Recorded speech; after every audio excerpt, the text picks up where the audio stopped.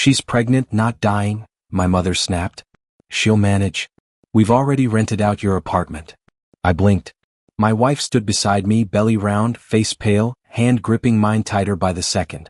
It was supposed to be a quick visit, just to drop off gifts before we moved into our apartment across town. We were finally going to have our own place. After years of saving. After skipping honeymoons and vacations.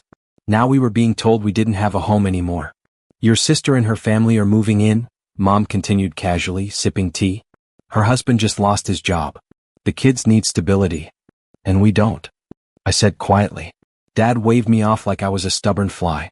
"Don't act like a child, Caleb. Be a man. Sacrifice for your family." I looked over. My sister was lounging on our sofa like it was already hers. Her kids were bouncing on the cushions. Her husband didn't even look up from his phone. My wife whispered, "Where will we go?" "I don't know," I said, jaw tight. "But not here."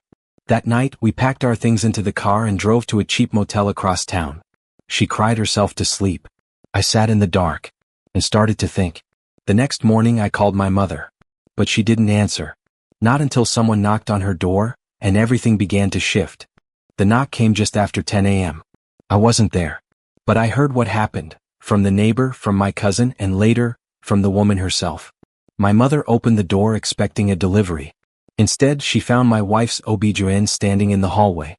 He held a folder in his hand, calm but firm.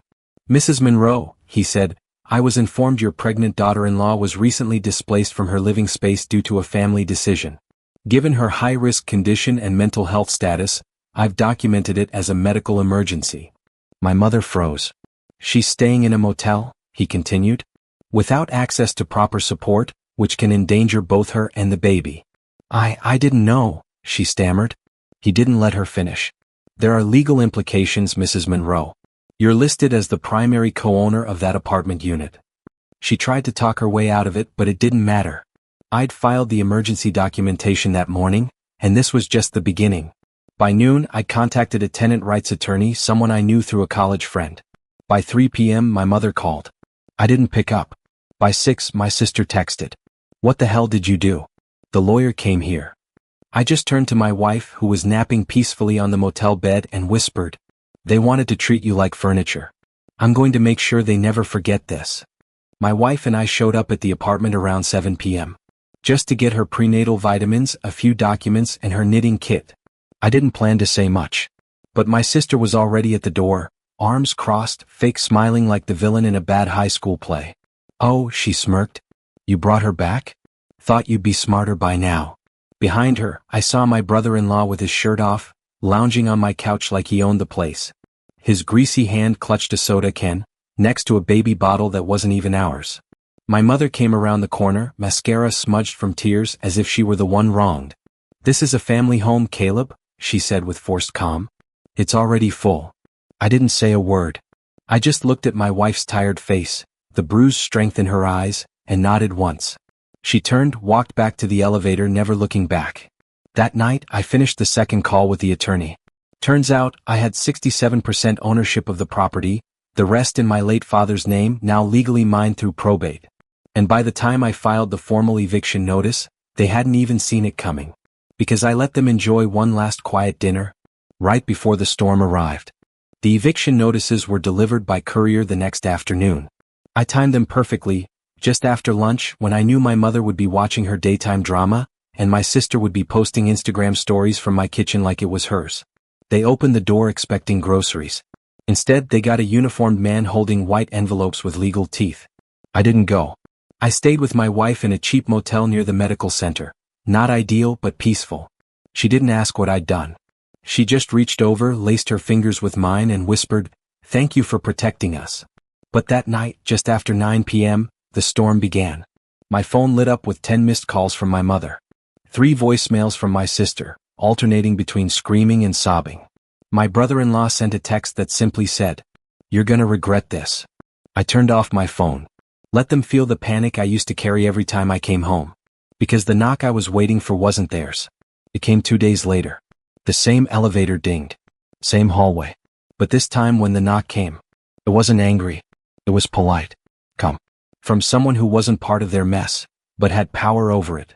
And once the door opened, Everything started falling into place. The knock echoed like a bell of reckoning.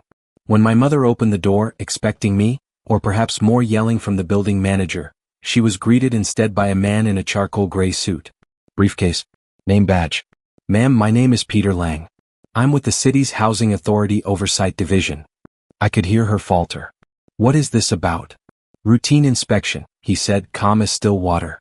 We received an anonymous tip regarding unauthorized tenants, illegal subletting and improper utilities use in this unit. I'm just here to verify. My mother stammered. My sister appeared behind her in gym clothes, mascara half smeared, glaring. But this is my son's apartment, she snapped. Peter Lang calmly opened his folder. No. According to the title transfer recorded last month, this unit is legally owned by Caleb Monroe.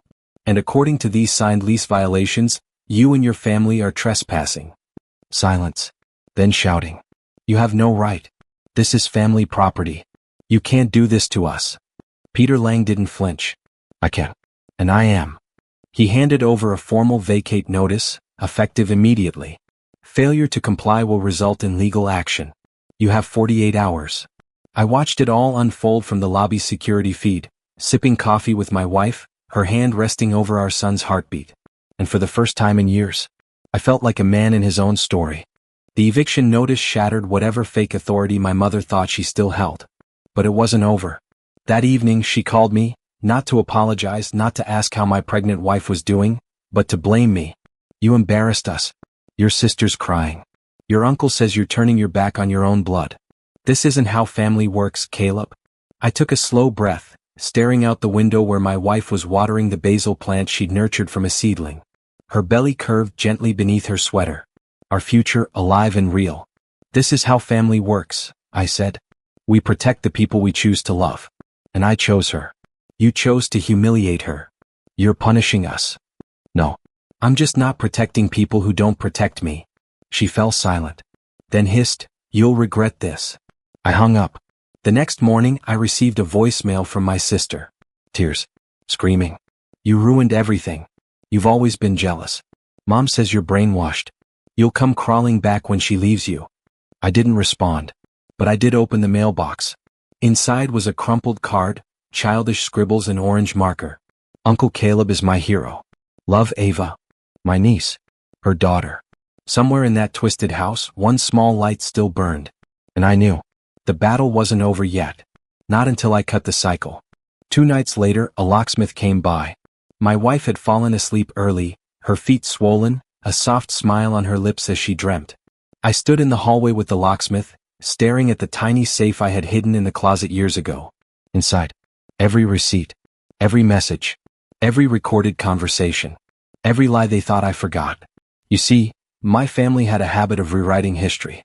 But I'd learned young, the only way to survive abusers who called themselves blood was to keep the truth documented. I mailed copies to a lawyer that morning. Then I made calls. The property titles they tried to seize in my name? Revoked. The rent agreement Mom forged using my childhood documents? Voided. I even called social services, because the way my mother screamed at Ava during that last visit still haunted me. And then, I called a journalist, one who'd been writing about inheritance fraud and generational abuse in wealthy suburban families. That weekend an article dropped. The Monroe name, behind the curtains of a perfect family. It went viral. The shame, the spotlight, the truth, it burned through their fake reputations like wildfire. But what truly sealed it? The letter I left on my mother's doorstep. Read, you taught me to destroy what I love. So I started with the lie you built. Sunday morning. Cold wind. A knock at the door. Ava opened it. And there they were. My mother. My sister. Her husband. All 3 standing in cheap coats, faces pale with desperation. I stepped forward. Not angry. Not smug. Just done. We lost the condo, my sister blurted. Brad's job is gone. The company you partnered with, she stuttered, they blacklisted him. My mother added, I'm being investigated for rental fraud. The neighbors won't speak to me. And we're being evicted, my brother-in-law whispered. We thought maybe you'd let us stay. Just for a bit. Ava looked at me. She didn't need to say a word. I turned to my family. Did you know Ava's been waking up at night with anxiety attacks? I said quietly. She started stuttering again after what you said to her. I had to find a therapist for her. While she's pregnant. They shifted. Eyes to the floor. You all taught me one thing, I continued. That love isn't something you demand with blood. It's something you earn with how you treat people when they have nothing. My mother looked like she might cry. I reached for the door. And just before closing it, I added, you treated us like burdens in our own home. Now you know what it's like to be locked out of one. Click. The silence after that? It was the loudest peace I'd ever felt.